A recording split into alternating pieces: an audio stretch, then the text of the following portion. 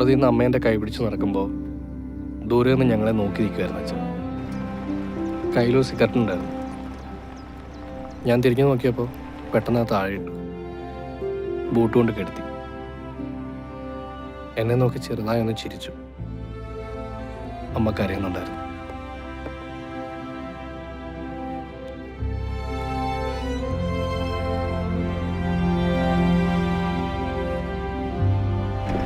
അന്ന് അമ്മയോട് സംസാരിച്ച കൗൺസിലർ പറഞ്ഞത് നമ്മൾ ദുഃഖങ്ങൾ നേരിടുന്നത് പല ഘട്ടങ്ങളായിട്ടാണെന്നാണ്.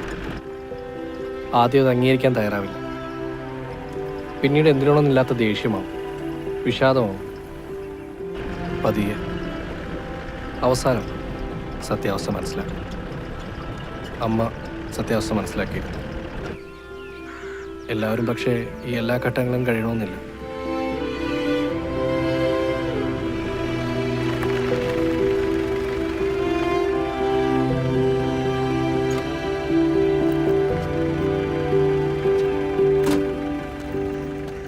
ചേട്ടാ, ഈ കാവശ്ശേരി എത്ര ദൂരമുണ്ട്? ഇവിടുന്ന് ഒരു 3-4 കിലോമീറ്റർ. ആ, ഏതെങ്കിലും പണിക്ക് പോകുന്ന ബൈക്കാർ വരും. കൈയാണിച്ചാൽ മതി.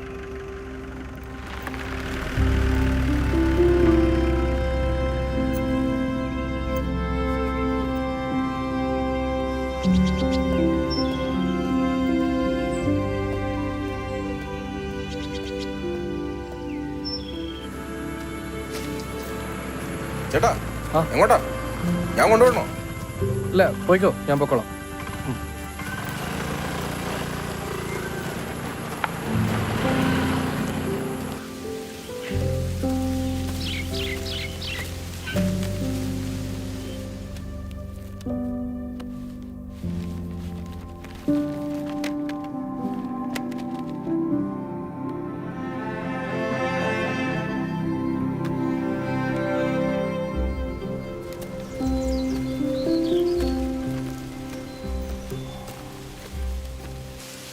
ലോകത്ത് 3 തരത്തിലുള്ള മനുഷ്യരുണ്ട്.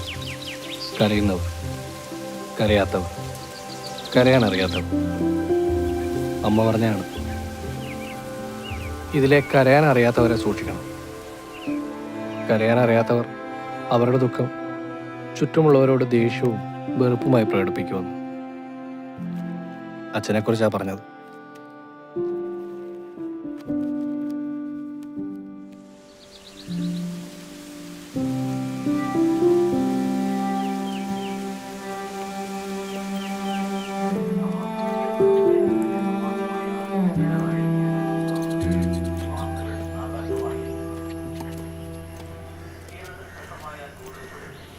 ചേട്ടാ, ഒരു കട്ടൻ. ആ, സ്ട്രോങ് ആക്കണോ?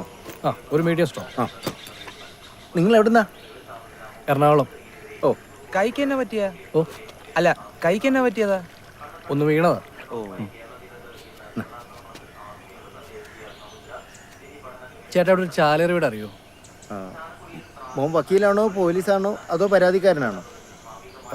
എന്താ അങ്ങനെ ചോദിച്ചേ? അല്ല, സാധാരണ മേരുവക്കീലെ കാണാൻ ഈ 3 കുട്ടിയെ വരാറേ, അതുകൊണ്ട് ചോദിച്ചതാ.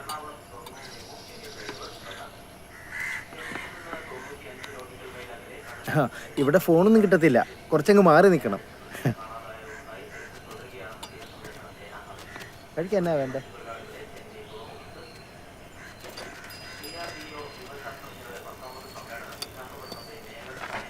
രവിയല്ലേ? അതെ, രവി. Augustine sir. ആ, സാറിന് അറിയാവുന്ന ആളായിരുന്നോ? പിന്നെ എന്നാ നമുക്ക് പോവാം. ആ, നേട്ടാ. ആ, ചേട്ടാ, എത്രയായി? 12. വേണ്ട, അതെന്റെ പറ്റില്ല. അല്ല, വേണ്ട, ഞാൻ കൊടുത്തോളാം. വാ. അല്ല, സാരില്ല, കുഴപ്പമില്ല, സാറ് തന്നോളൂ. പൊക്കോ.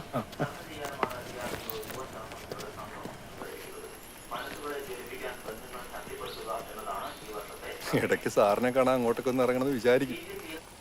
ഭാര്യ കിടപ്പില്ല മോനെ, നോക്കാൻ ആരുമില്ല. ഓ, സാറിനിപ്പോ എത്ര വയസ്സായി കാണും? ഇപ്പോൾ 62. അവസാനം ഞാൻ സാറിനെ കാണുമ്പോൾ ഏതാണ്ട് പോൻ്റെ പ്രായോ. ട്രാൻസ്ഫർ മേടിച്ച് പോയ പിന്നെ ഞാൻ കണ്ടിട്ടേയില്ല. ഒരിക്കലൊരു കോൺഫറൻസിന് ചെന്നപ്പോൾ സാർ അവിടെ ഉണ്ടെന്ന് പറഞ്ഞു. അങ്ങനെ ഞാൻ തപ്പിപ്പിടിച്ച് ചെന്നപ്പോഴത്തേക്കും സാറെന്തോ അത്യാവശ്യം പറഞ്ഞു മുങ്ങി. പണ്ട് കുറച്ച് കാശിൻ്റെ ഇന്ന് കടം മേടിച്ചായിരുന്നേ, ഞാനത് തിരിച്ചു വയ്ക്കാൻ ചെന്നാന്ന് വിചാരിച്ചാണ് പുള്ളി. അതുപോലെ മോനിപ്പോ ഞാൻ സൈബർ സെല്ലിൽ ക്ലർക്കാണ്.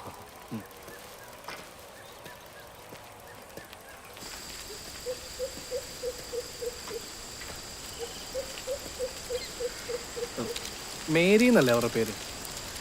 വട്ടുമീന ഞങ്ങളുടെ ഇടയിലൊക്കെ പറഞ്ഞുകൊണ്ടിരുന്നത്. എന്താ അങ്ങനെ വിളിക്കുന്നത്? അത് മോന് കാണുമ്പോൾ മനസ്സിലാവും. എന്തായിരുന്നു അന്നത്തെ കേസ്?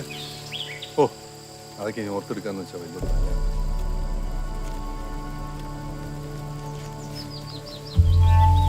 97 സംഭവം. അന്ന് വേണു സാർ SI, ഞാൻ ഹെഡ് കോൺസ്റ്റബിൾ. ഈ പെമ്പർ നോത്തി അവരുടെ കൊച്ചിനെ മുറ്റത്ത് നിർത്തിയിട്ട് അകത്തോട്ടം കണ്ടുപോയി. കുറച്ച് കഴിഞ്ഞ് തിരിച്ചു വന്നപ്പോൾ കൊച്ചില്ല. ഒരു 3 വയസ്സുള്ള ചെക്കൻ. ആ സമയത്ത് ഇവിടെ ഒരു സർക്കസ് ടീം തമ്പടിച്ചിരുന്നു. അതിലെ ബംഗാളിയോ നേപ്പാളിയോ ഏതോ പിള്ളേരാണ് കൊച്ചിനെ കൊണ്ടുപോയി എന്ന് പറഞ്ഞാൽ തള്ള ഓടി സ്റ്റേഷനിലേക്ക് വന്നു. സാറാണെങ്കിൽ സ്ഥലത്തില്ല. സാറ് പാലക്കാട് കണ്ട് എന്തോ ആവശ്യമായിട്ട് പോയേക്കുക. ഞാനാണ് ചാർജിൽ. എന്നിട്ട് നീയും പോലീസിലല്ലേ? ഒരു കൊച്ചു മിസ്സിംഗ് ആയാൽ നമ്മൾ പോലീസ് അത് സീരിയസ് ആയിട്ട് എടുക്കൂലേ? അവരെന്നാ പോലീസ് സ്റ്റേഷൻ മറിച്ചിട്ടില്ലെന്നേ ഉള്ളൂ. അവിടെ വന്ന് കിടന്ന് വഴക്കും ബഹളവും കരച്ചിലും. അവസാനം പോലീസ് സ്റ്റേഷനിൽ ബോധം കിട്ടുക. അവിടെയൊക്കെ ഛർദ്ദിച്ച് വൃത്തികേടാക്കി. ഈ കുട്ടി കൊച്ചിവരുടെ ശല്യം സഹിക്കാണ്ട് എങ്ങാണ്ടേക്ക് ഓടിപ്പോയത്. അല്ല, അപ്പൊ ഈ സർക്കസുകാരോ? സർക്കസുകാരൊന്നും അല്ല കൊച്ചിനെ കൊണ്ടുപോയത്. ഇതൊക്കെ ഓരോ കഥകൾ ഉണ്ടാക്കുന്നതല്ലേ. 1 വർഷം കഴിഞ്ഞപ്പോൾ വേണു സാർ തന്നെ ആ കേസ് സോൾവ് ചെയ്തു. കൊച്ചിവിടെയുള്ള തടാകത്തിലോ കുളത്തിലോ എന്തോ വീണതാ. അതോടുകൂടി ആ തള്ളയുടെ വട്ട് മുഴുവട്ടായി. അവര് നാട്ടുകാരെയും പത്രക്കാരെയും ഒക്കെ വിളിച്ച് കൂട്ടി സാറിനെ നാറ്റിച്ചു എന്ന് പറഞ്ഞാൽ മതിയല്ലോ. സാറിന്റെ ജീവിതം അങ്ങനെ കുറവായി. ഈ പോലീസ് കേസ് ക്ലോസ് ആക്കി എന്ന് പറഞ്ഞിട്ടും പിന്നീട് എന്താ ഒരു പ്രശ്നം ഉണ്ടായിക്കൊണ്ടിരുന്നത്? ഓ, ചില മനുഷ്യർ അങ്ങനെയാന്നേ. അവർക്ക് വേറെ പണിയൊന്നും ഇല്ലാത്തതുകൊണ്ട് ഇങ്ങനെ എന്തിൻ്റെങ്കിലും പുറകെ കയറി തൂങ്ങും. പിന്നെ അതിൽ കിടന്ന് തൂങ്ങി ആടും. ഓരോ മനുഷ്യരെ. ഇപ്പൊ ശിശു സംരക്ഷണ സേനയുടെ എന്തോ വലിയ കൊണാണ്ട്രാ. ദേ, ഈ വഴി അങ്ങോട്ട് നേരെ ചെല്ലുമ്പോൾ ഇടത്തോട്ടൊരു ചെറിയ വഴി അങ്ങോട്ട് ഇറങ്ങി പോകുന്നു.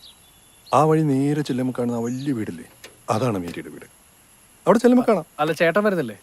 ഞാൻ വരുന്നില്ല. ഞാൻ എന്തിനാ വരുന്നേ? എനിക്ക് കാണണ്ട. മോൻ ചെല്ല്. അല്ല, അച്ഛൻ എത്ര രൂപ തരാണ്ടെന്നാ പറഞ്ഞ? ഓ, അതൊക്കെ പണ്ടെന്തോ ചെയ്ത. ചേട്ടൻ എത്രയാന്ന് പറ. 1000 രൂപ കണ്ടുള്ളൂ. ആ, എന്നാ പിന്നെ ഇപ്പൊ തന്നെ തീർത്തേക്കാം.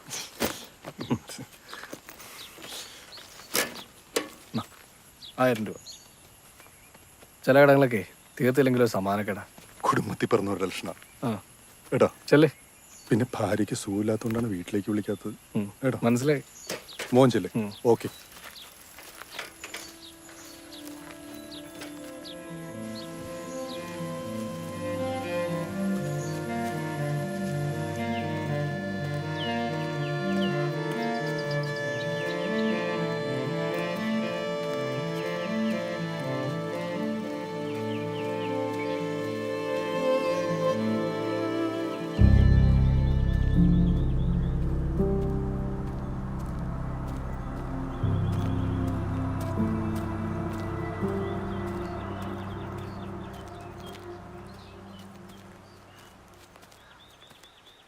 ആരാ?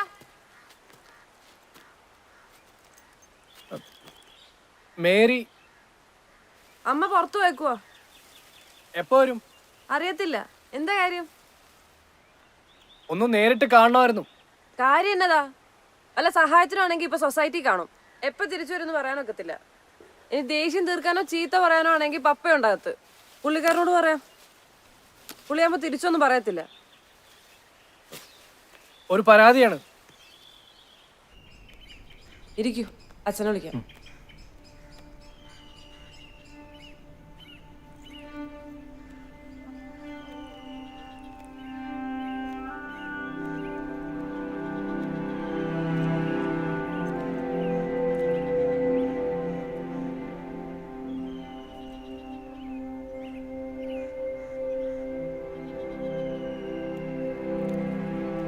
ആരായിരുന്നു?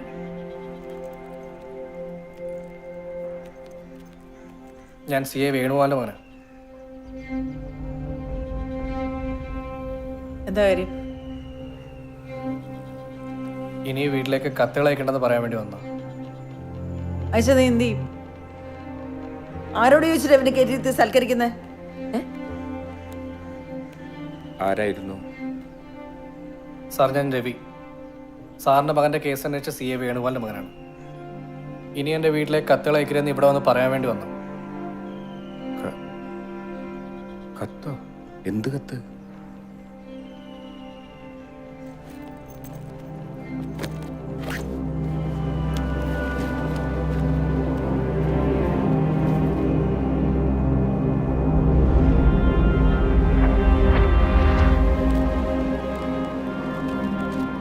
August 2017. എൻ്റെ മകൻ പോയിട്ട് 20 വർഷം. അവനുണ്ടായിരുന്നെങ്കിൽ കോളേജ് വിദ്യാഭ്യാസം കഴിഞ്ഞ് എൻ്റെ മുന്നിൽ വന്ന് നിൽക്കേണ്ട ദിവസം. നിങ്ങളുടെ ക്രൂരത കാരണം എനിക്കില്ലാതായത് എൻ്റെ ജീവിതത്തിലെ വെളിച്ചം. എനിക്ക് താങ്ങായും തണലായും നിൽക്കുന്ന ഈശ്വരന്മാരോട് ഞാൻ എന്നും മനസ്സുരുകി പ്രാർത്ഥിക്കും, നിങ്ങളുടെ നാശത്തിനായി. ഇവരെൻ്റെ അച്ഛനയച്ച കത്തുകളാണ്. കഴിഞ്ഞ 26 വർഷങ്ങളായി 130ഓളം കത്തുകൾ അയച്ചിട്ടുണ്ട് ഇവർ. അച്ഛന് വേണ്ടി വക്കാലത്ത് പറയാൻ വന്നായിരിക്കും മകൻ. എനിക്ക് നിന്നോടൊന്നും പറയാനില്ല, പോയി അയാളോട് വരാൻ പറ. ഞാൻ ആരെയും വക്കാലത്ത് പറയാൻ വേണ്ടിയൊന്നും വന്നതല്ല. നീ അങ്ങോട്ടേക്ക് കത്തുകൾ അയക്കരുതെന്ന് പറയാൻ വേണ്ടി വന്ന. ഇതിൽ കൂടെ എനിക്ക് നിങ്ങളോട് സംസാരിക്കാനൊന്നുമില്ല. അയാൾ എന്നോട് ചെയ്ത ദ്രോഹത്തിന് ഞാൻ ഇത്രയെങ്കിലും ചെയ്യണ്ടേ? അയാളുടെ പിടിപ്പ് കേടും കള്ളത്തരവും കൊണ്ട് എനിക്ക് നഷ്ടപ്പെട്ടത് എൻ്റെ മകനാണ്. ഞാൻ ഇനിയും എഴുതിക്കൊണ്ടിരിക്കും. കുറ്റബോധം കൊണ്ട് അയാൾ തളർന്ന് വീഴുന്നത് വരെ ഞാൻ എഴുതിക്കൊണ്ടിരിക്കും. മേരി, എന്തൊക്കെ ഈ പറയുന്നത്? അയാൾ കഴിഞ്ഞ ശനിയാഴ്ച മരിച്ചു. ആരെ അറിയിച്ചില്ലെങ്കിലും നിങ്ങളെ നേരിട്ട് വന്ന് അറിയിക്കണമെന്ന് തോന്നി. അതുകൊണ്ട് വന്ന. നിങ്ങളുടെ പ്രശ്നം എന്താണെന്ന് എനിക്കറിയില്ല. ഇനി ആ വീട്ടിൽ താമസിക്കാൻ പോകുന്നത് ഞാനാ. നിങ്ങളുടെ ദേഷ്യം തീർക്കാൻ വേറെ എന്തെങ്കിലും വഴികൾ കണ്ടുപിടിക്കുക.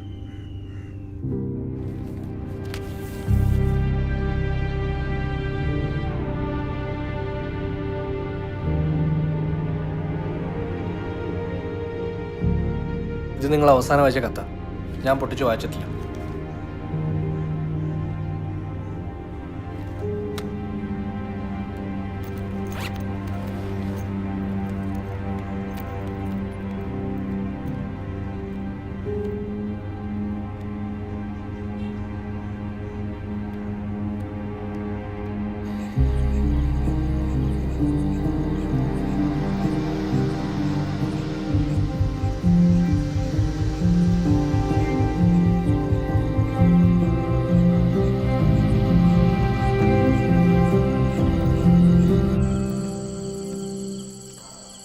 കൊച്ചുവെളുപ്പിനെ തന്നെ പോണോ?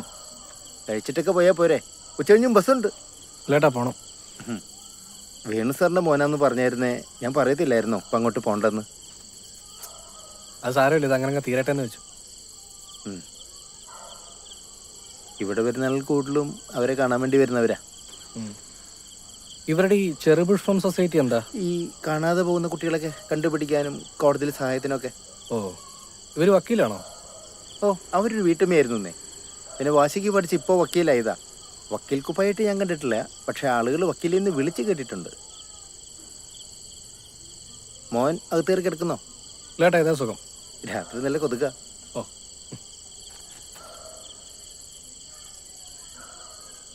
ഒരുപാട് പേർക്ക് നല്ലതൊക്കെ ചെയ്തിട്ടുണ്ട്, പക്ഷെ എന്താ സംസാരിക്കറിയാല. അതും ഒരു പ്രശ്നം തന്നെയല്ലേ ഏട്ടാ? ആ, എനിക്കറിയാൻ മേല. അതൊക്കെ ഓരോരുത്തരുടെ കാരണങ്ങളല്ലേ. ആ കൊച്ചിനെ ഞാൻ ഒരുപാട് തവണ കണ്ടിട്ടുള്ളതാ. സത്യത്തിൽ ആ കൊച്ചു പോയത് ഇവിടെ എല്ലാവരും ഉള്ളിൽ വലിയൊരു മുറിവാ. പിന്നെ ആ കൊച്ചിൻ്റെ അമ്മയുടെ കാര്യം പറയാനുണ്ടോ? അല്ല, അതെനിക്ക് മനസ്സിലാവും. പക്ഷേ ഈ കേസ് അന്വേഷിക്കുന്ന പോലീസുകാരോട് ആരെങ്കിലും ഇങ്ങനെയൊക്കെ സംസാരിക്കുമോ? അയ്യോ മോനെ, വേണു സാറിനെ കുറ്റമായിട്ട് പറഞ്ഞതല്ല, ഞങ്ങളൊക്കെ അവിടെ ഉണ്ടായിരുന്നവരല്ലേ. എത്ര മാസമാ സാർ എൻ്റെ പുറകെ നടന്നത്. വേണു സാറിനറിയാവുന്നവരാരും സാറിന് കുറ്റം പറയത്തില്ല. ആ കൊച്ചു മുങ്ങിപ്പോയ തടാകമില്ലേ, അത് എത്ര പേരെ കൊണ്ടുപോയതാ. മറ്റു വല്ല പോലീസുകാരായിരുന്നേ എന്നെ ഇട്ടേച്ച് പോയനെ. വേണു സാർ ആയതുകൊണ്ട് സത്യമെങ്കിലും അറിഞ്ഞു. അല്ല, അവസാനം സാറ് തന്നെ മുങ്ങിത്തപ്പി എടുത്തില്ലേ? അച്ഛനോ? അതേന്നേ. ഭാഗ്യത്തിന് സാർ കുളിക്കാനെന്ന് ഇറങ്ങിയപ്പോൾ എറുമ്പത്തുനിന്ന് തുണിയുടെ ഒരു കഷ്ണം കിട്ടി. പുള്ളിക്കാരൻ എന്തോ ഒരു സംശയം തോന്നി. ആളവിടെ തപ്പിയപ്പോൾ കുറച്ചുകൂടെ കിട്ടി. മേരി വക്കീലൊന്നും സമ്മതിച്ചതാ അത് കൊച്ചിൻ്റെ തുണി തന്നെയാന്ന്. പിന്നെന്തോ ഇങ്ങനെയൊക്കെ ആയിപ്പോയി. ഇനി പറഞ്ഞിട്ട് എന്താ കാര്യം? എല്ലാവരും തലവിധി. മോൻ കിടന്നോ, ഞാൻ നേരത്തെ വിളിക്കാം. വെള്ളം ഞാനൊരു ചരുവത്തിലാക്കി വെച്ചിട്ടുണ്ട്.